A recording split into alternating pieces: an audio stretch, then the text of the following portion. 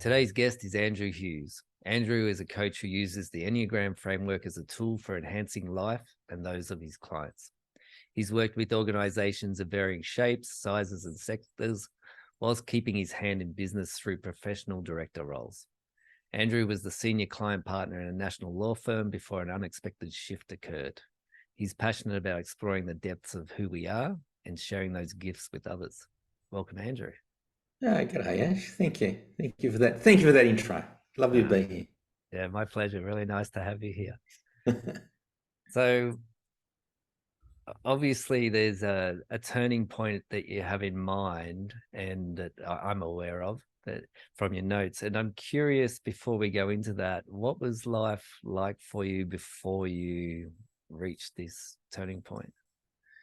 Oh, back in the lawyering days, life was just mad busy. I was in the bubble of, work to earn money to assuage some of the pain to, so I go back to work and earn money, the dreaded cycle. So I had 3 young kids at that time, and just had our 4th just before the big turning point. But already, because that was that sort of late 30s, and I was pretty senior. Well, I was national client partner, so I did a lot of handshaking, a lot of baby kissing, and a lot of apologising when we stuffed up. Had a lot of lunches. In the end, I got sick of the lunches. Mm-hmm. Go out, take a client out, and they'd be, they'd be like, "All right, what can we have?" They'd be ordering 3 meals and 2 bottles of wine. I'd be having a light salad because I just got a bit sick of it. So it's just very busy, and one of the questions I was asking myself was, why does this matter? What's it all about? Who cares? I did have the thought, if where I was working, if the whole organisation disappeared tomorrow, who'd care? It just didn't. It lacked any sort of purpose for me personally. It wasn't something I was personally aligned to. This was my life vision, and that late 30s, 35 to 42, that 7-year gap is often when we start to think about those things. That's when we get the long dark night of the soul. So, yeah. And I remember I started thinking about changing, or thinking that maybe this is not for me. I remember, because I was very shy. As chief client partner, you have to have lots of suits and neckties, and I had Lloyd. I think I had Lloyd's. I never bought Lloyd's shoes, and got my suits tailor made. I think I had about 40 ties. I only ever wore cufflinks, French cuff shirts. You'd laugh. I was quite a dandy. That was sort of part of the job, Yeah. It was part of the job. And I remember one day I'm putting my tie on to get off to work to go to the endless meetings and phone calls and what have you. And my son, who was probably about, I don't know, 4 or 5 at the time, I think, came in and said, poor daddy's got to go to work. And because I was going, work schmirk, and I was like, oh goodness, and I had to think, what was I teaching my son? Teaching my son, in order to be successful in this life or to make money and support a family, you got to do something you hate. And that was sort of what got me towards the big turning point. Yeah. And I'm curious, why do you think you were staying in that structure of work at that point? Oh, well, I was convinced that I could do nothing else. I decided I was going to be a lawyer very early on in my life. I was about 10 or 11, and I just decided I was going to be a lawyer. Now, in hindsight, I didn't realise at the time, in hindsight, as I look back, I think I had in my mind that lawyering was black and white. It was right or wrong, a bit like a maths, 2 + 2 = 4, and it doesn't equal anything else. So I decided I was going to be a lawyer, and the reason being, my parents got divorced when I was when I was 8, sorry, and the world was just on its head, and it didn't seem fair, and it was all reasonably ugly sort of experience for everyone. And so I had this sense, I'll be a lawyer because then it's going to be, it's clear. This is right, that's wrong. We do this, we don't do that.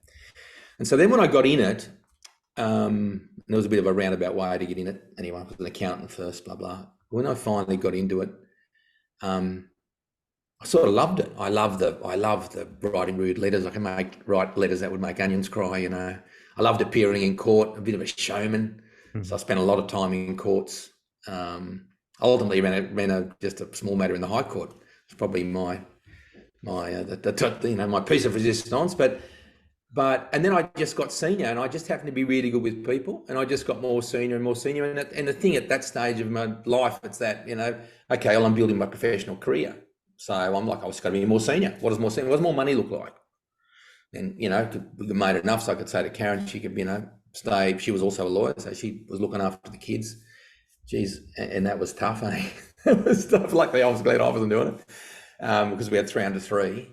And then we got to a stage of income and expense. You know, we had 2 cars on lease. We had a pretty flash lifestyle. We drank the best wines. We went on holidays. We, you know, bought all the kids the latest and greatest clothes, had these huge birthday parties, you know, all that money going out generally quicker than what it was coming in. So it was always more money, more money, more money. So it was like a bit like that golden handcuffs. You get to those golden handcuffs and it's like, well, I can't do something else because I can't make this money. I'm not, you know, what else do I know? And that, the last probably, when I really started to think, you know, this is not fulfilling. I don't think this is what I'm meant to be doing the rest of my life. Because I'm thinking, is this it? I've got another 20 years, 30 years of this, holy dooly. And that's when my stumbling block was, but what else can I do? I can't do anything else. What else do I know? I just know lawyering and a bit of accounting. I'm not going back there. So I really had sort of boxed myself into a corner with my own self-talk that I didn't have any capacity doing anything else besides being a lawyer. Yeah. And then what happened? What happened was we had a 4th child, our 10th wedding anniversary present, which was fantastic, totally unplanned. So that was 1st of November 2006. And then that Christmas was like, okay, well, let's go away. We went up to Karen's parents' place, who live up just near Foster, farmers up there. So we went up there for 4 weeks, took 4 weeks off. And to give Karen a break, I'd get up in the morning, first thing, like at 6:30 for the kids, get the kids breakfast, look after our youngest, Lily, do that for a few hours. Karen would sleep until, say, 9. Then she'd get up and I'd say, rightio, then I'd go back and meditate for an hour. So that was the deal. I'd do the mornings, then I got to meditate for an hour. I actually used Charles Harnell's Master Key system, if you ever heard of it. But anyway, yeah. So every morning I would meditate, and then as I meditated, do an hour, and it was like a sort of mental training the mind, sort of mental exercise, which I liked. It was sort of active for a busy mind. And as I did that, after about 2 weeks, I just got this realization: I had to stop being a lawyer. And I didn't say anything to Karen. It's like, that's a bit full on, but I really began to get this sense I just can't be a lawyer. So I didn't say anything. So then after 3 weeks of meditating, I realized, well, I could no longer be a lawyer. It was sort of, you know, I just realized I really had no choice in the matter. And so by the end of 4 weeks, I told Karen, and she said, oh, well, if you think so, what are you going to do? And I'll have to work that out. And Karen's always been massively supportive, which is, you know, one of the reasons why I'm living my dream today, is because of my beautiful wife. And then by the end of 4 weeks, I realized I just had no choice. It wasn't a choice. I just had every cell in my body was no longer a lawyer. And so I rocked back into work and said, I think I waited until the new year. That's right. I waited until the new year, whenever that was. And I wanted to give them 6 months notice because I was pretty senior. I went in and said, look, I just got to let you know I'm resigning. And they're like, what? So, you know, then offered me the next big pay jump and the next big position in the corporate structure, and, you know, take leave without pay. You can't go, what are you doing? No, don't do it, blah, blah, blah, blah. But at that stage, it actually was no longer a choice. It was just who I was. I was just no longer that person. So off I went on the new grand journey, which was challenging. It certainly went from penthouse to shithouse overnight, Mm-hmm. or not overnight, but in a pretty short period of time. And I had to retool, rebuild, and I had to confront a lot of the stuff that was keeping me where I'd been. So, huge turning point in my life.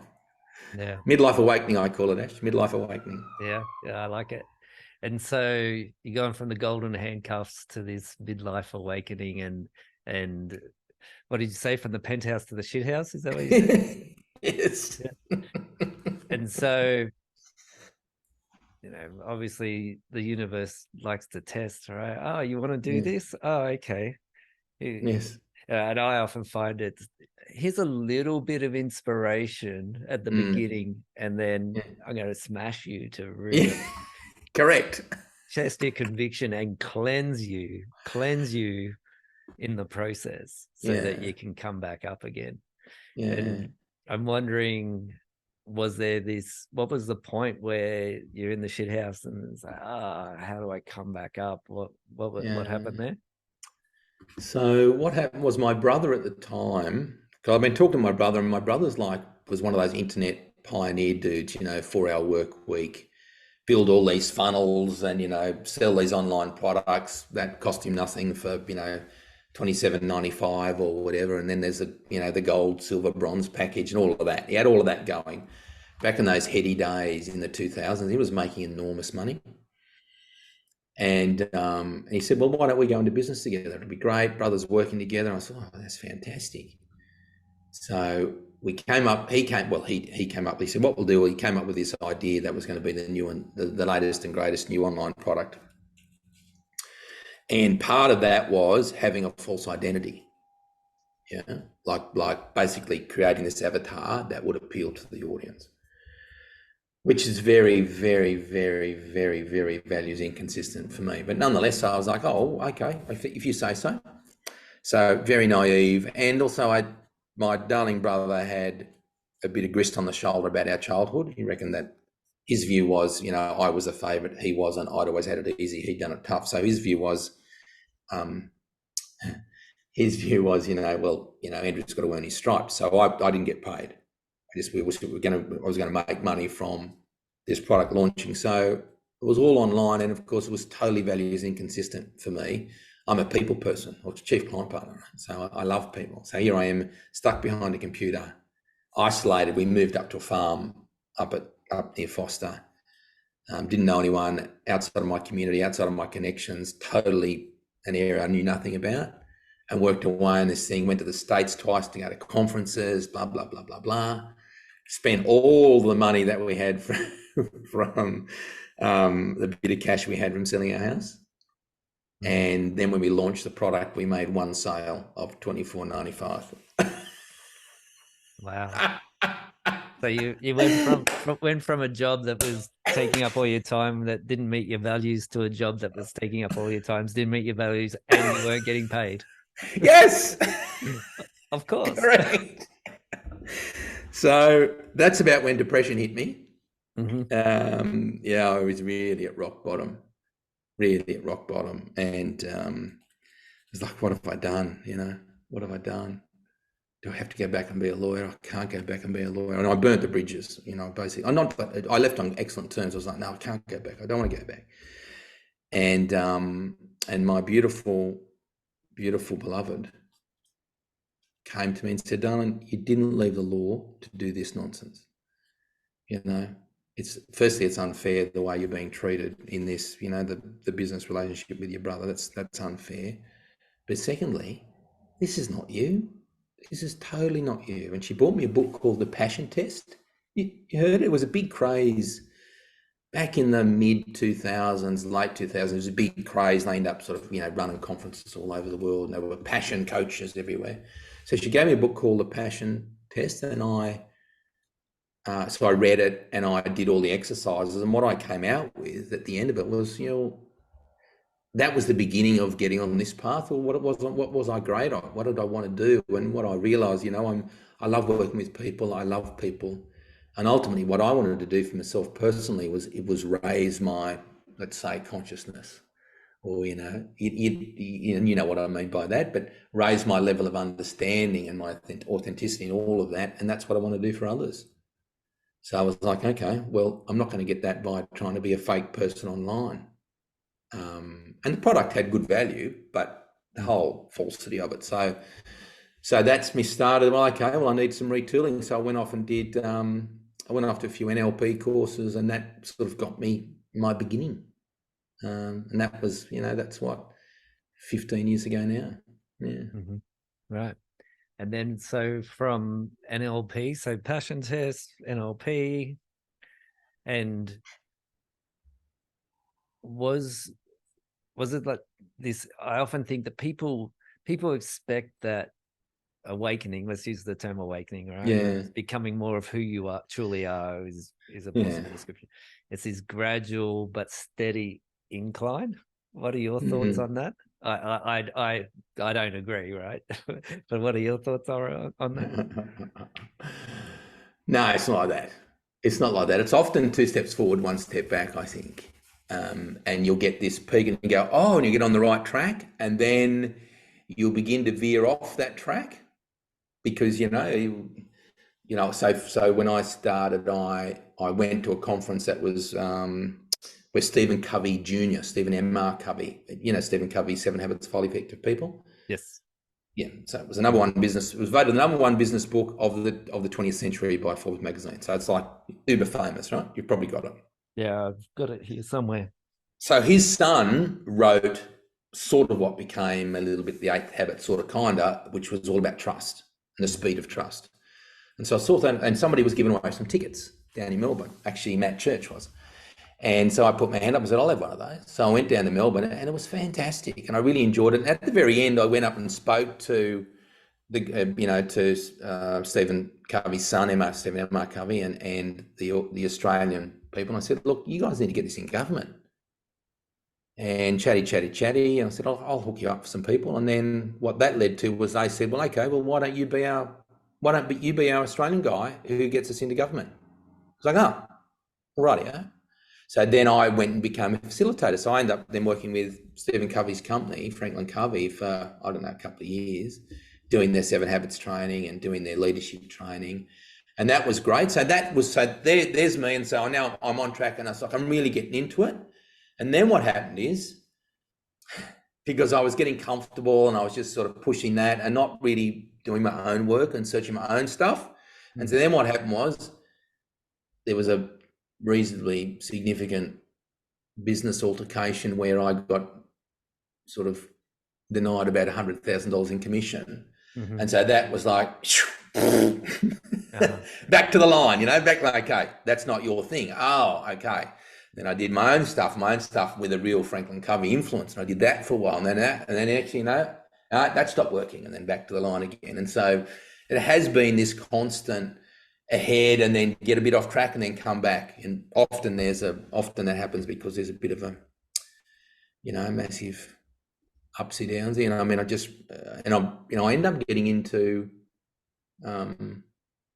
being a director of some big-ish non-for-profits in the NDIS sector, NDIS aged care, professional positions. And I got involved because I was asked, and that's one of the things I've had to learn. Just because you're asked doesn't mean it's a good idea. But I got involved with them, and they have caused me such enormous emotional drain and turmoil. And I did it for 10 years. And again, and I quite liked that because it was my foot into business and, being a chair and, looking at profit loss and with my accounting and legal background, I quite liked it. But again, what ended up happening is I've been getting the knock on the door, Andrew, you got to let go of this.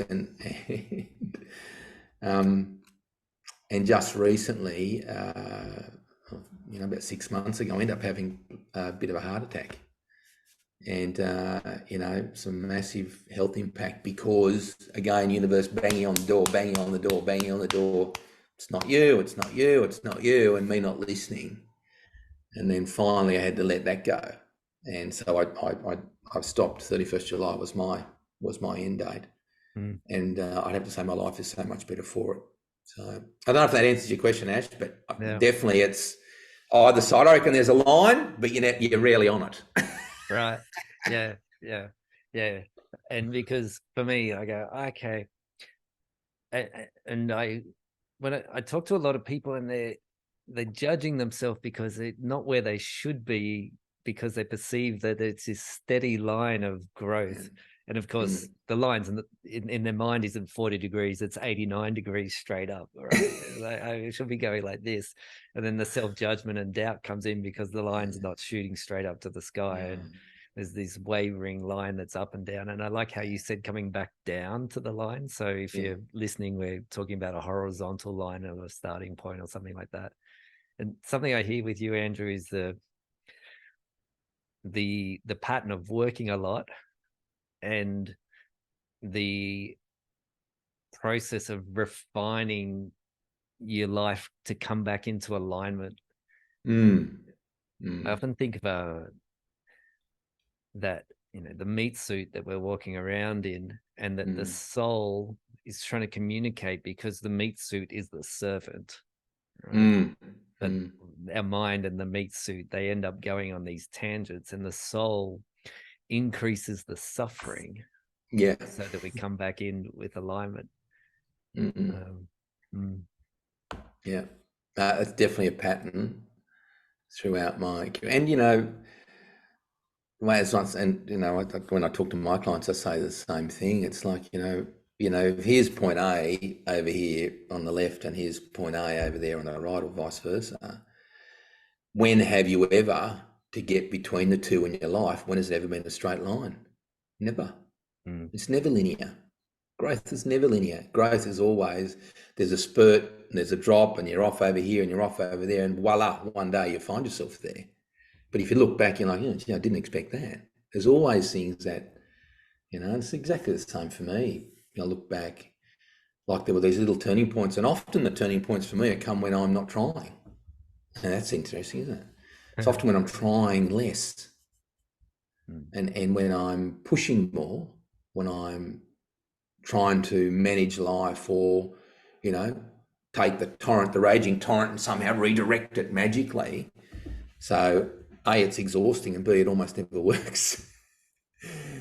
Whereas where I stop that, and that's the challenge, is because all of that safety, security, social expectation, life expectation, all of the stuff that you've learned over the years is, no, you just can't sit there. You've got to try hard. You've got to try hard. Come on. You're not putting enough effort. Inspiration is 90% perspiration, which I think's not quite right. I get a bit of that, but it's not quite right. But often the times I've had the big breaks, they've just come out of the blue. And often when I've been present, when I've got back to an intention, and committing to, okay, I'm ready, and this is how I'm, really sort of getting more grounded with myself, and and allowing it to be. And then often miraculously, people call me, or things happen, or a new project pops up. Yeah. Which is sort of what's, if I just look even in the last week, that's been happening to me this last week. Yeah, I could, just you talking like that, I can feel my nervous system just drop down a level. It's like, oh yeah, okay, what a good reminder. Don't push. Just do the work.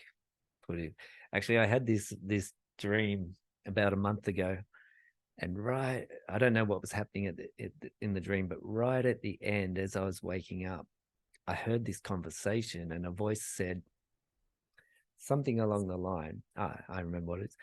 The voice said, "If it was easy, everybody would be doing it." Yeah. And my conscious mind, as I'm waking up, thought, "Oh yeah, that's so true." And then this other voice came in and said, "No, it is easy. It just requires your time and attention." Yeah. Most people won't put in the time and attention. And so that's been a big shift for me since then. It's like, oh yeah, okay. It's not hard. Nothing that I'm doing here is hard. It just requires my time and focus. And I actually really enjoy it. And so breaking down that construct that it's hard has been really, up-leveled my productivity unbelievably. And I think of Vishen Lakhani from Mind Valley. I remember listening to him in a podcast once, and he said, happiness is rocket fuel for productivity. And that taking away that perception that things were hard has just allowed me to be in process. And I love the process. But it's just this weird and so interesting that it came in a dream. Let's just pull this apart in a dream. And as you wake up, here's the gift. And all I had to do was sleep and relax. Let's do more of that. Yeah. And I'm curious how you came to Enneagram work. Yeah. So probably another second turning point for me in my life.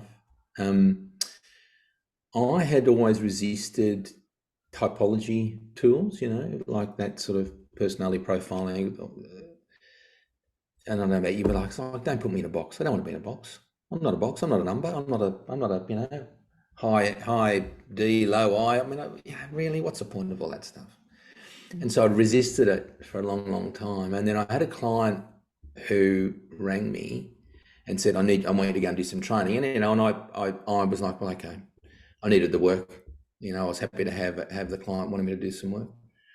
And he said, but I want you to do some sort of personality profiling. I said, oh, look, mate, get somebody else to do it. It's not really my thing. He said, no, I want you to do it.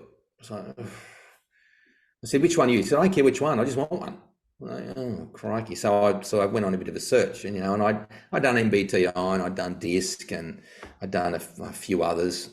And they just were all so complicated, and I didn't really see it was interesting, but it didn't really take you anywhere, I didn't think. So I searched and looked around. Then I found this thing online. I found some stuff on the Enneagram, and I thought, this is interesting. 9 styles and sort of wings and variations and stuff. And I was like, that's interesting. And I started digging. Then I discovered, it's old. Enneagram's been around since it had its beginnings. It's all a bit vague, but it looks to be having its beginnings in about 300 AD, where there's, from a Catholic cleric who became one of the so-called desert monks, went and contemplated what was between us and our divinity and came up with these 9 ideas. And so it had enormous history. And so I started to read into it and play with it, went and did the training, not really knowing enough about it. And that went very well. And I thought, well, I better go and really get into it. So I then went off to the Enneagram Institute in Australia, which is the Australian arm of the people who wrote this book, which is the sort of the gospel in terms of the Enneagram. I mean, there's plenty of fantastic books, but that's a bit of an insight, a bit of a textbooky thing. And for the people that are listening, what's the name of the book? Oh, sorry. It's The Wisdom of the Enneagram. And it's by Don Rizzo and Russ Hudson, who were two of the pioneers who really brought it from some philosophers, and it's been used in mystery schools for probably 1,000 years for ego deconstruction. So they brought it from there, really sort of into this, because they were psychologists. They brought it into this, and some other South American psychologists really brought it into the US and into the corporate world. So it's now quite well known, very popular, and very, very deep and specific. So anyway, getting back to my story. So I went to that training. Go on. Yep. Just because I know at one point we're talking at the same time. So the book is The Wisdom of the Enneagram. Yes. Right. I'll put it in the show notes for people if they're interested in checking it out. And also I had a question. The South American psychologist, that wasn't Da Silva? No, it was. I do know their names, but I just can't remember off the top of my head. Yeah. No, Da Silva wasn't one of them. Yeah. Da Silva wasn't one of them. Yeah. It'll come to me later. Yeah. And so you've discovered this book, The Wisdom of the Enneagram. So I go off to do the training with the people. It was up at Byron Bay, always a great place to go.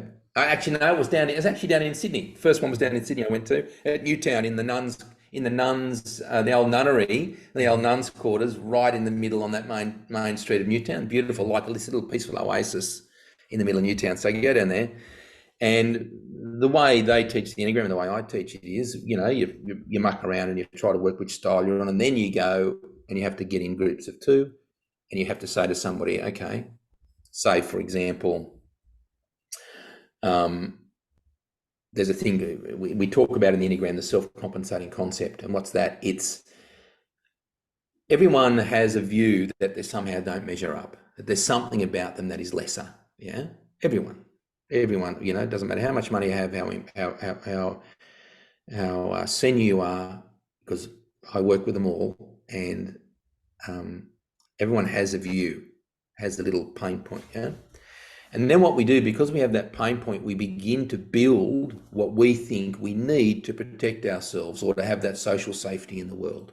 Yeah. And this is the person we're trying to be. And I think we're talking a little bit about this notion of trying, pushing the world as opposed to just coming back and being quiet and, maybe not pushing so hard. But this compensating self-concept is this sort of the cloak that we wear or the shell that we build, the armor that we have, that we present to the world. And so part of the training is you go and say, well, okay, for me, the image I try to present to the world is that I'm happy, spontaneous, and fulfilled for my style. Yeah. So I'm then sit down with somebody and they say, so I have to tell them for 7 minutes, they just sit there and nod. Where in my life am I trying to be happy, spontaneous, and fulfilled? And I'm going, this is a funny exercise. Okay, so I start. And then as I started, I went, well, I suppose I do it here. And well, I suppose here I do it here. Here's an example. And then I got onto my work career. At that time, I was speaking on the sort of the B tour, the speaking tour up and down the Eastern Seaboard. I had the occasional A tour gig, but mostly sort of, smaller industry bodies and things.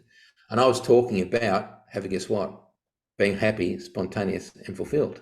Mm-hmm. And I was teaching it as this was the way to change your life. This was the way to be transformational. And the penny dropped and I was like, oh dear. So I realized then that I had been training people to be a particular style in the Enneagram, a 7 style, which was essentially, which is just my coping strategies mm-hmm. and coping mechanisms. For me to present to the world, for me to keep safe. So I was like, that was pretty mind-boggling. And so then we had a break and then I just began to cry and I couldn't stop. I cried for about 30 minutes and, all the people I didn't really know, people I didn't know, they're coming in there, cutting me, no, you're amazing, you're amazing. Mm-hmm. I just couldn't stop. It was just I just felt like a fraud, to be honest. Actually, I just felt so fraudulent. And that for the next 6 months, that sent me on a deep, deep journey of introspection about who I was and, what I was there to give to the world. Clearly, it wasn't to teach people how to be a 7. Clearly, the 7 style, which is part of the Enneagram. Mm. Yeah, so I actually stopped. I didn't speak after that for the next 6 or 12 months. I really toned down the speaking. And one of the reasons I've toned down it is because I know that part of it is the thrill. It's part of doing that is the thrill I get when my ego really has me, is, the showman and the razzle dazzle. And so part of me, like, I really don't want to do that anymore because it takes me, that frothy excitement place is a place that's not good for me. Mm. I'm much more powerful or much more influential or I'm much more able to access my wisdom when I've really calmed that down and I'm in a much more of a centered, grounded place, not in that, which is what they loved about me at conferences. I mean, they just loved it because I'd have them up and staring at the ceiling and high-fiving each other and slapping each other. I mean, it was crazy, It was crazy, but so much of it was like fairy floss. Yeah. It was just like, hey, oh, that was great. And where'd that go? And I decided I want to change for that. So that's how I got into. So it was totally life transforming for me in a way that I can't even begin to put into words. And the second part of that is my beautiful wife. I went home to my beautiful wife and I was like rocked, and we got to chatting. And then I got the book, and then she began to look at her stuff, and she was like, oh my goodness. And she actually thought, I don't know if we have to edit this out, I don't know, Ash, but she had actually thought, I need to go and see, she needed to go and see a psychiatrist or a psychologist. She said, you know, I just like, why have I got, and she's the creative style, she's an author. So lots of melancholy and lots of longing, this constant comparison with others, you know, where do we, you know, and then where do I fit, where do they fit? And this constant self-talk about, you know, how you're not unique, you're not special, you don't measure up, how you're not good enough, lots of that. And this emotion that would just come and she couldn't get out of it. Very, you know, lots of nostalgia. It turns out that's just part of a style. Not to minimize it, but then you go, but then she was able to go, oh my God, I'm not going mad.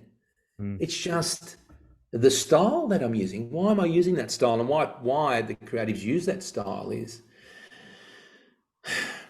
what that style often doesn't do. It doesn't stop and really feel things. Like it has feeling, like sentiment and reacting to the outside world, but to really, for Karen, for really to come back and sit with simple sadness, to really go inside and get over that fear that maybe if I really look deeply, there's nothing there. So for her, and then for us, for how we interact with each other, it was like we were already, you know, we were already 20 years in and still in love and still just thriving and enjoying life together, but it just took it to the next level, you know. And so where it's like, you know, I can't imagine being with anyone beside my beautiful wife, because our relationship has got so much depth and so many layers. And our conversations are a bit like the conversation you and I are having now. We're only talking about it last night, you know, continuing to unpack and understand and unpack. And, you know, our kids are dead sick of it, of course. Yeah. Well, kids are going to reject whatever their parents do. To a point. Yeah. Yeah, And to a point. so with the Enneagram, there's 9 different numbers that describe, you'll be much better at explaining this than me. So how about I just hand it to you? So. Okay, so there's 9 core styles, yeah, and the 9 core styles, and they'll be influenced by the numbers either side of them. So I might shoot you later. I'll just shoot one of the images I use for the Enneagram so you can flash it up so people can see the visual representation. And of course, no one is any one style completely. That is, everyone, you know, we're human. So when you look at the Enneagram, you'll find a bit of yourself everywhere. But there'll be one core style that really resonates. And why is that? Because what it seems is that when we, and this is the way I look at it. So you're born, you come in, you know, whatever you think about life before life and life after death, but in you come to the body. And at one stage in your life, you're still so connected with all that is. And you'll see that in your children, you know, when children are born, they're just like wide-eyed. And, you know, that innocence and that I'm just ready for everything. This is amazing. You know, like that like a little puppy that I've got at the moment. Everything's amazing, you know. And really no sense of their own boundaries at this stage, yeah. And totally vulnerable. But we don't stay that way, yeah.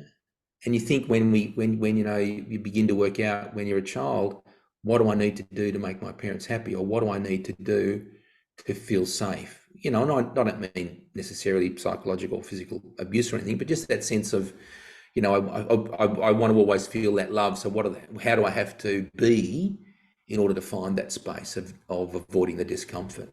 And so, and you think about when your children go to school, or when you went to school, how we went, and, you know, you come home and so-and-so said this to me, and oh, it's so hard. So what do? You begin to build some armor. And initially that armor is pretty flimsy, you know, it's pretty easy to penetrate. But that armor is the beginning of this, you know, we might call it the ego or the personality. In the Enneagram, we called it the compensating self-concept. The person I think I need to be to fit in. Yeah. Now, the particular style that you use just turns out to be able to be traced back to some core ideas and some core fears that you may not have. Yeah, and each style has a different core idea or a different core fear. Yeah, so mine's all around avoiding discomfort. So I need to be happy. Yeah, so I'm always like, okay, so I'm going to be fun. I'm going to be exciting. I'm going to jump from thing to thing. I'm going to try to avoid any conflict. I'm going to run a million miles from it. Yeah, there's another style that's called the optimist or the enthusiast or the epicure. It's often called number 7 in the ring, but only they end up using the numbers so that it's just a number. It's no important, less important, more important than any others. Just sort of depersonalize it. There's another style, the style that's just loving and giving to everyone. You know that person? The one that's just. Is that a 9 or is that a what's that one? Oh no, well nine's got a bit of that as well. Yeah. Nine's the style that is just agrees with everyone. Right. Yeah. And just agrees with everyone, and they end up playing this role. And I don't know why you would mention the 9 Ash, but let's talk Well, about it.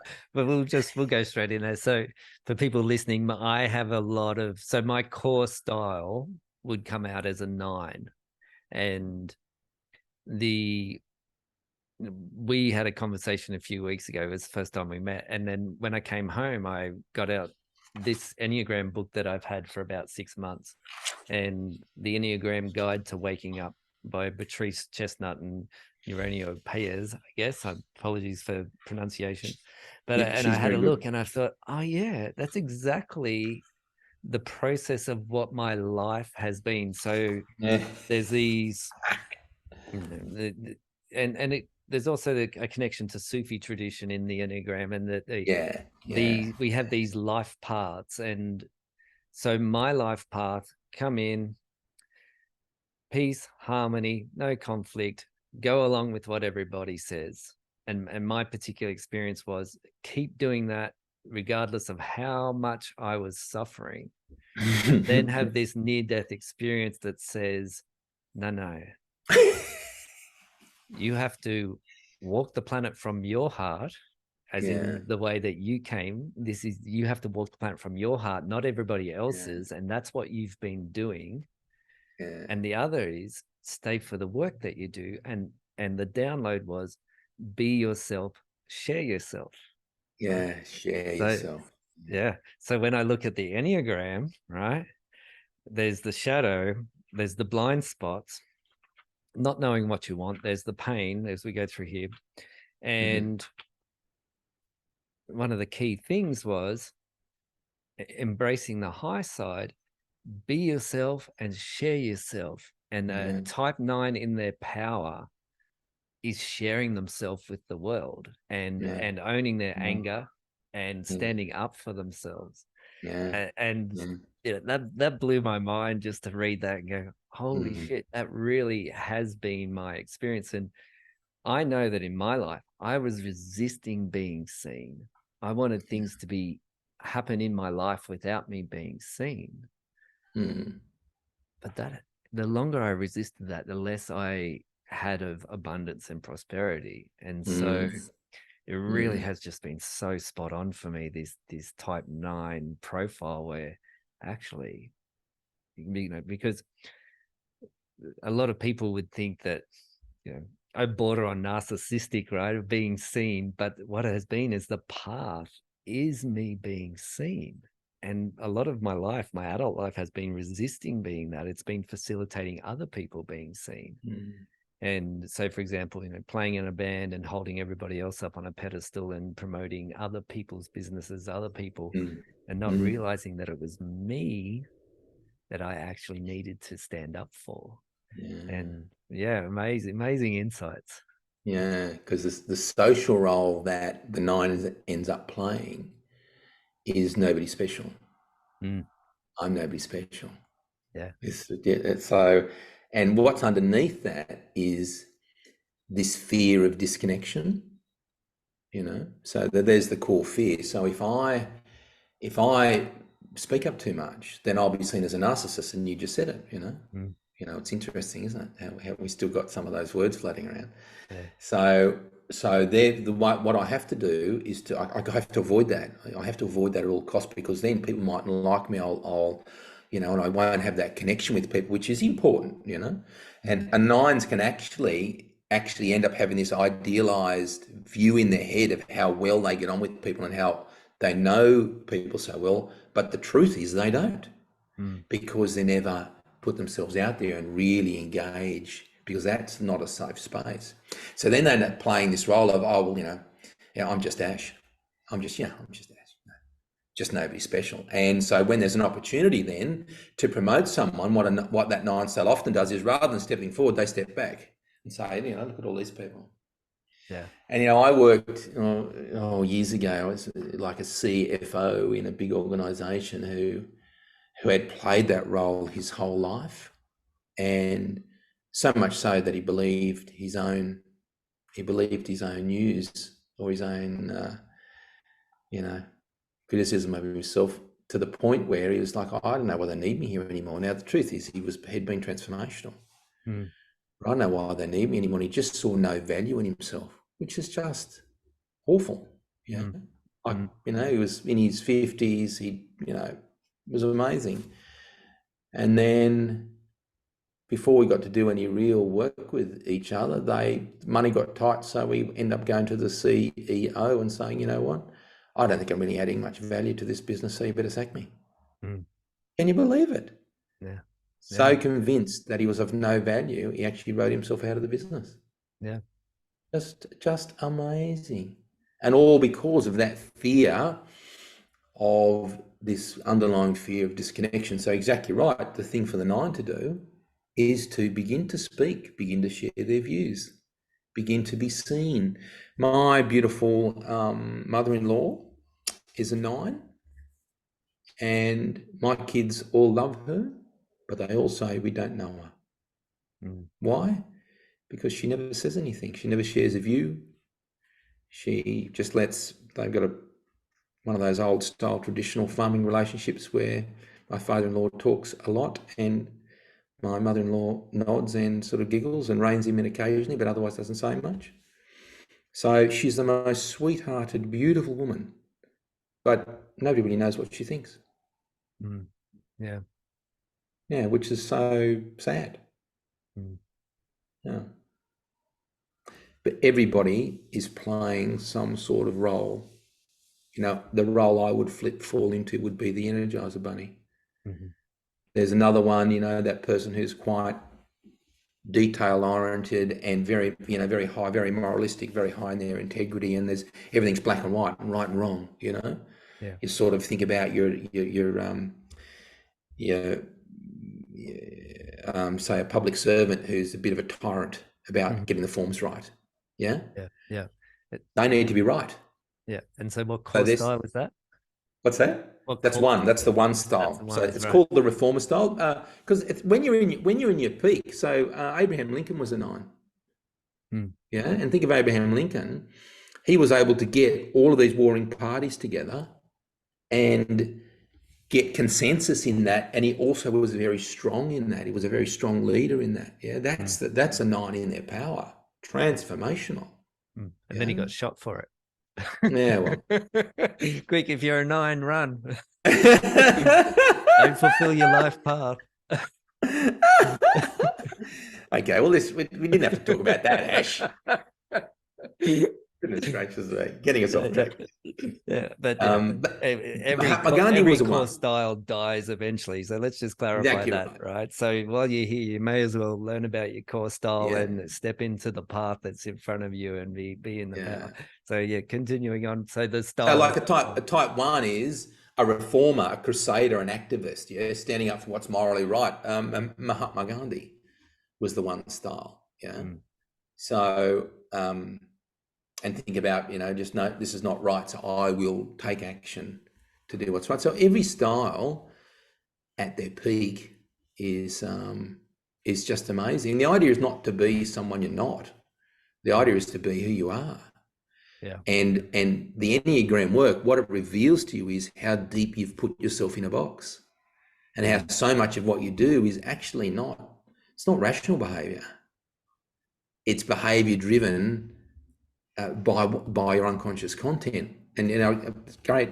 Carl, I love Carl Jung, and probably the way I've learned the Enneagram is got a real Jungian influence to it. But Carl Jung said, one of his greatest quotes, I think, is, if you don't make the unconscious conscious, it'll determine your life and you'll call it fate. Yeah. And think about what you were just saying about the 9. Wasn't it true? Yeah. Wasn't that true? Yeah. And that's just true for everybody. So the beauty about the Enneagram is that it makes this link between this deep spiritual work and it gives clarity around the psychological patterns that follow on from these major shifts or major, decisions you've made in life. And it gives you a depth and a roadmap about how to get out of where you are by being more of who you are. Yeah. You probably can't see, but behind me, I have a bookshelf full of personal development books. And I used to buy the latest and greatest, and I was, read 3 books a week, do speed reading and all this crazy nonsense. And the problem is with all of that is that each of those persons writing that book has a style, and you can't not be who you are, And unless you've done the work to really dig into the depths of your style and release some of this unconscious content so that you then can look like all styles, unless you've done that, every one of these books is going to resonate with a particular style of personality. So me saying to you, for example, when I should do my conference, what you need to do, Ash, you need to get out there and you need to smile at people and just walk up to them and get a grin on your face and all of that. It's like you'd be thinking, what? It's like asking a fish to climb a tree. It's just stupid. Yeah. So, and there's such depth in who we are. Such depth, as you and I are both discovering. Such a depth in who we are and such beauty in just allowing who we are to be to reveal to the world. And the way I get there with executive groups, with mums and dads, even with kids, is through the Enneagram.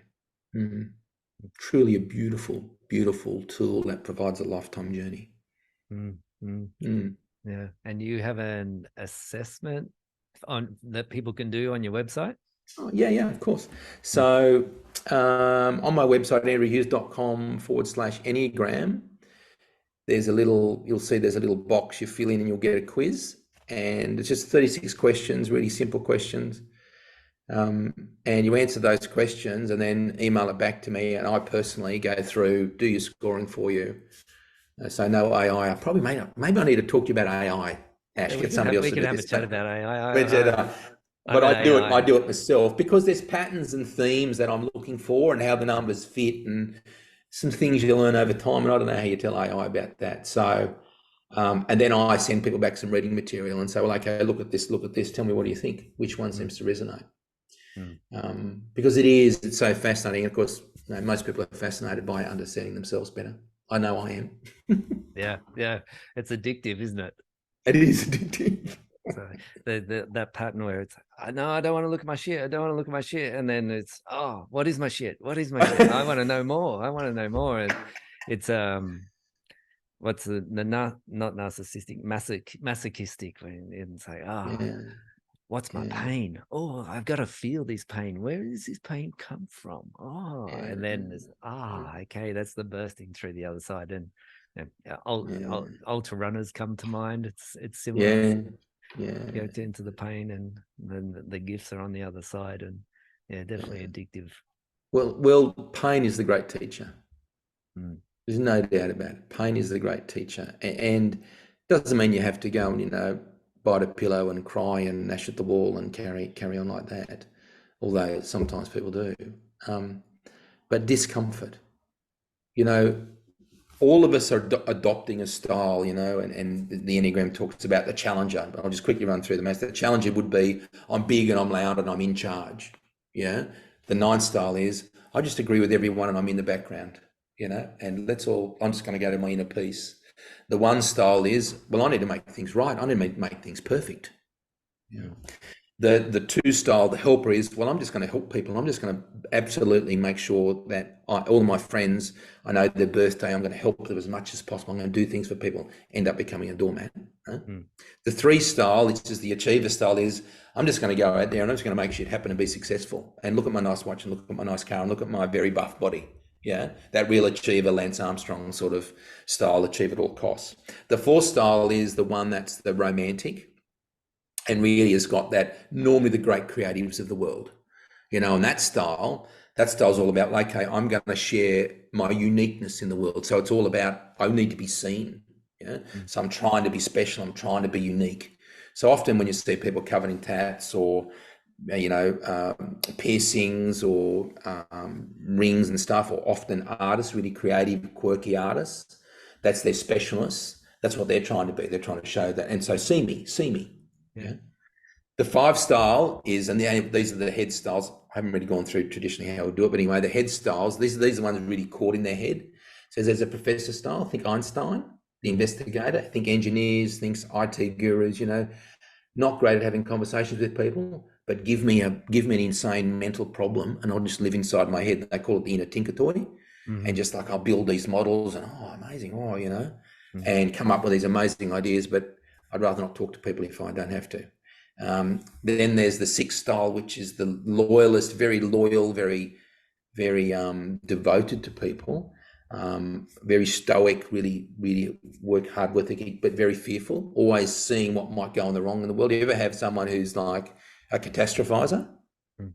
And so what they often end up in safety, quality control, going around worrying about everything all the time. They're the uber worriers of the Enneagram. But what they're trying to do is they're trying to show that, look, what a loyal and supportive a person I am, because they want people to be loyal and supportive to them. Funnily enough, they often have a lot of betrayal in their lives. Yeah. It's funny, everyone who, and then the 7 style, which I've talked about, which is I'm happy, fulfilled and spontaneous, what does that end up looking like? Shallow, frothy, and totally bipolar. Yeah. So it's funny, everyone who's looking to be a certain way, looking to be a certain thing through this development of this shell or this body, they end up getting that which they're trying to avoid. Yeah. And so the 9 who's looking for connection is looking for, you know, inner peace by numbing themselves out, gets anything but. Yeah. That's very true. Would you agree? Oh yeah, been there many times. And I'm wondering what's been your greatest insight into yourself lately? The greatest insight into myself lately was, and I wrote a song about it, Ash, which I think you might have heard, which was, even after all this work I've been doing and after all of these years of coaching others, I realised I still was so focused on where I was falling short. It probably falls into a bit of your inner critic stuff, yeah, you know. So I was so focused on that, I actually was a major point of disconnection from who I am. Yeah, and when I stop long enough and just acknowledge who I truly am, and that's, you know, getting into the depths of who I am, there's, you know, I've got a beauty inside of me that I don't often acknowledge, but I have been lately. That's probably where I am at the moment. Thank you. Well, that feels like a beautiful place to finish. Indeed. Yeah. Thanks, Ash. It's been beautiful. Yeah, we really enjoyed. I've enjoyed all of our chats, and I could count all of our chats on one hand, and I've loved all of them. And yeah, so I'll put links to your website and your Enneagram assessment in the show notes, and also I'll put links to the books. So I think it was the Passions Project. Was it Passion Project? Yeah, the Passion Project. Yeah, it's an oldie but a goodie. Passion Project. Yeah, and the Wisdom of the Enneagram. And I also put a link to the book I've got here, the Enneagram Guide to Waking Up, which I found it's a good little introduction. It's quite light. Yeah, she's very good. Chestnut. She's very good. I think her stuff's excellent. Very good. So I would commend you for getting that book. She's very good. Brilliant. Well, I think it was just the first one I saw on Amazon. Oh, I'll get that one.